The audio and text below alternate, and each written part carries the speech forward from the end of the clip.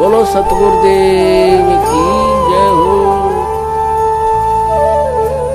बोलो सतगुरुदेव की जय हो।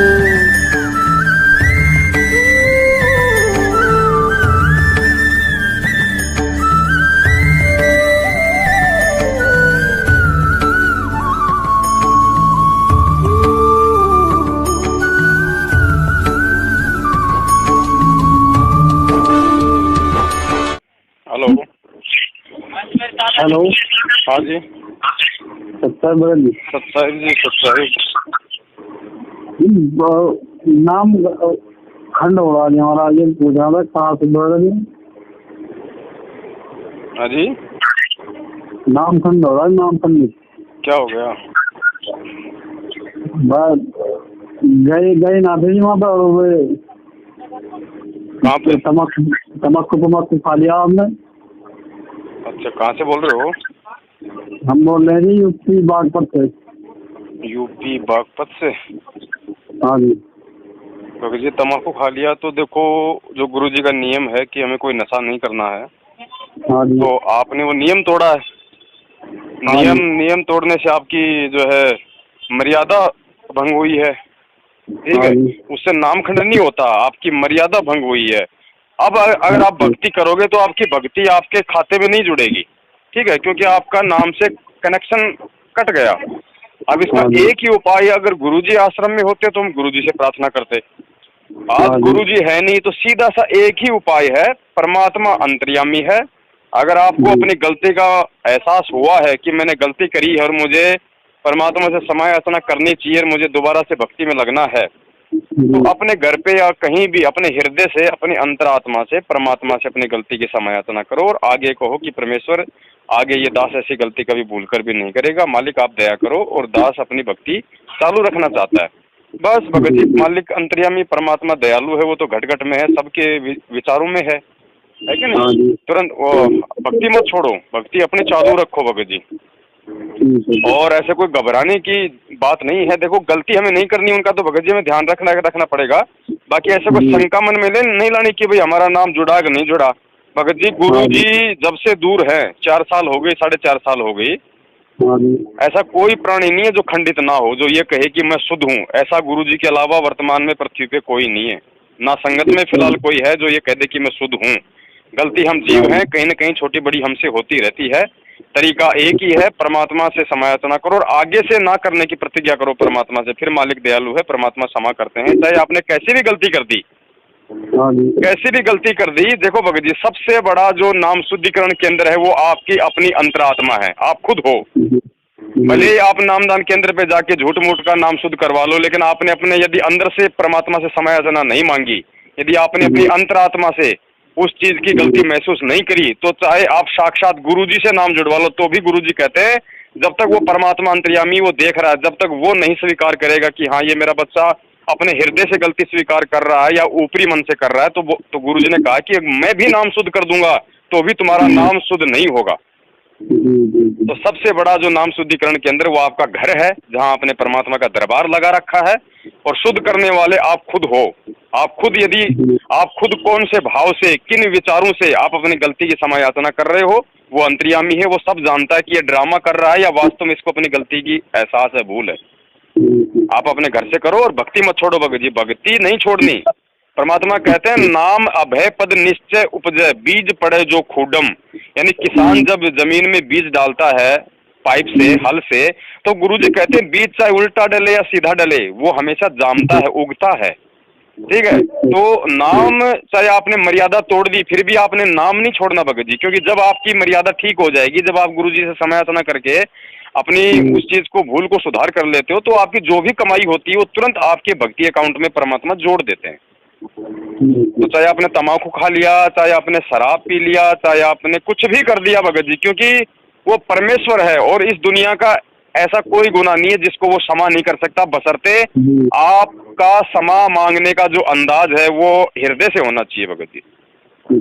अरे वो कह रहे थे जो 6 बार तुम्हें तारीख बजाना पड़ेगा, 4 बार मिलाई बजाना पड़ेगा, जब होगा नाम से। भगत जी हिसार तारीखों पे जाना, रोहतक जाना, इनके नामदान केंद्रों पे जाना, वहाँ कोई इंजेक्शन नहीं लगाया जाता कि वहाँ जाओगे तो आपको इंजेक्शन ठोक देंगे और आप ऑटोमेटिक आप मतलब शुद्ध हो जाओगे।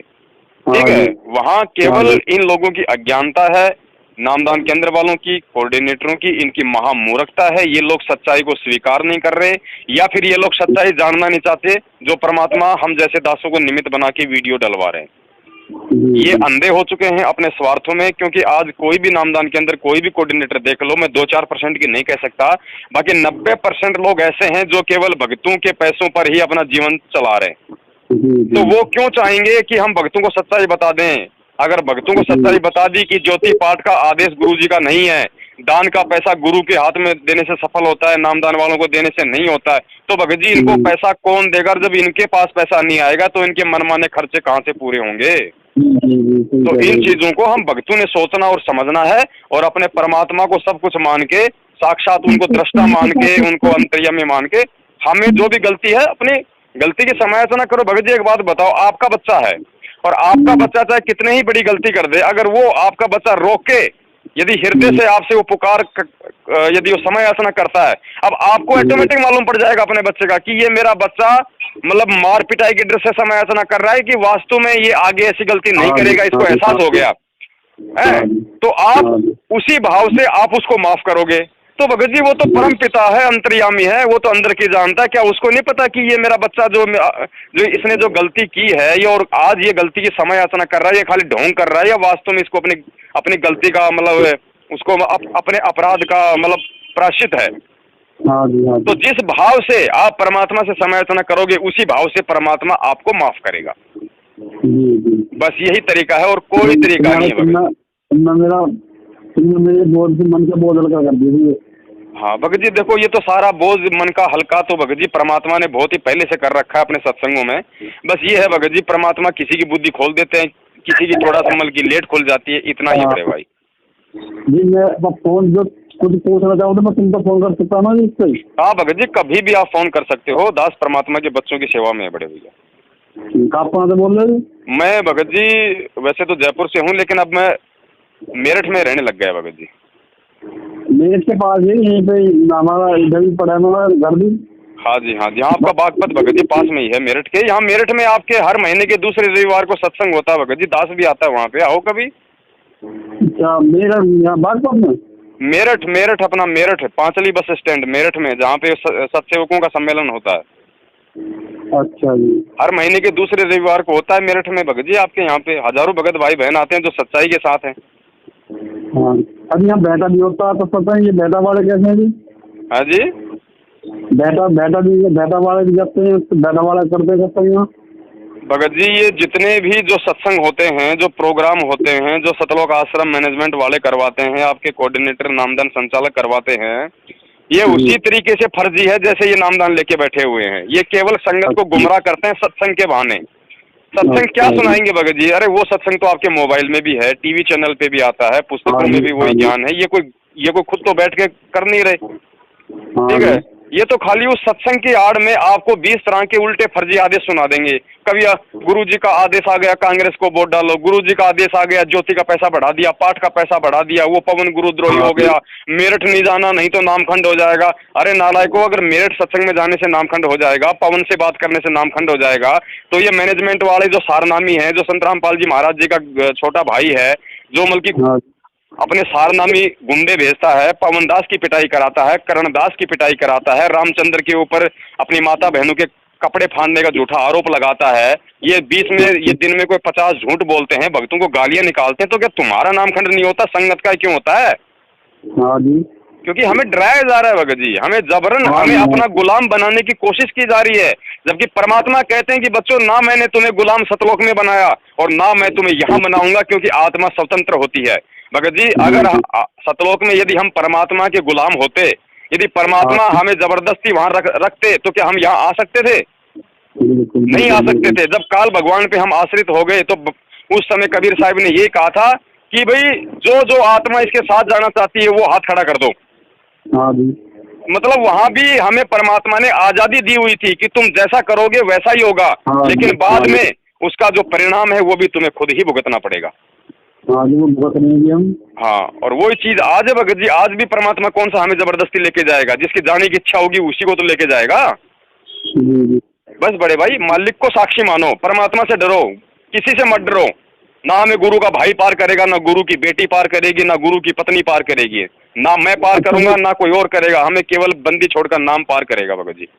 अच्छा जी, जो नाम जोड़ना, जो कोई नया नाम जो लेना चाहे वो कहाँ से लेगा तुम्हारे? भगत जी, नए नाम लेने की वर्तमान में कोई विधि नहीं है, कोई प्रोसीजर नहीं है। अगर कोई विधि है तो केवल एक ही है, वो है संकल्प की भगत जी। जब तक गुरुजी जेल से नहीं आ जाते हैं तब तक भक्ति का संकल्प कर लो, अपने गुरु के आगे प्रार्थना करो कि हे परमात्मा, मैंने आपके सत्संग सुना, सत्संग सुन के मुझे पक्का यकीन हो गया कि आपके अलावा इस पृथ्वी पे कोई संत नहीं है, आपके अलावा किसी के पास कोई ज्ञान नहीं है, कोई समाधान नहीं है, और आज के बाद मैं अपना तन मन धन मन कर्म वचन से आपके चरण कमलों में समर्पित करता हूँ। परमात्मा, मेरे जीवन की बागडोर आपके हाथों में है मालिक। मेरा जो भी इष्ट होगा अनिष्ट होगा उसके जिम्मेदार आप स्वयं हो परमात्मा, और मैं कोशिश करूंगा आपकी पूरी मर्यादा निभाने की। आपकी 3 टाइम की आरती करूंगा, घर में देसी घी का दीपक जलाऊंगा, आपके सत्संग सुनूंगा। भगत जी, परमेश्वर पल पल उस आत्मा के साथ है, पल पल मान लीजिए उसको नाम ही मिल गया। और जबकि वो सुबह का नित्य नियम करेगा तो भगत जी आपको तो अच्छे से पता है, जो नित्य नियम में जो अथ ब्रह्म वेदी आती है उसमें गुरुजी काफी मंत्र बोल देते हैं,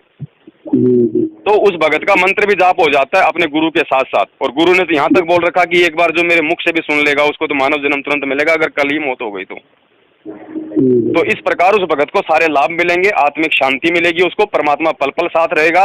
और अगर नामदान केंद्रों से जो नाम लेना है, जो इन्होंने फर्जी दुकानें खोल रखी हैं भगत जी, उसके बाद आप जानवर बन जाओगे, जानवर। क्योंकि जानवर की तरह फिर ये लोग हमारे गले में पट्टा डाल के कभी हिसार के चक्कर लगवाएंगे, कभी रोहतक के चक्कर लगाएंगे, कभी दान के नाम पे पैसा निकलवाएंगे, कभी मिलावटी पुस्तकों की सेवा करवाएंगे।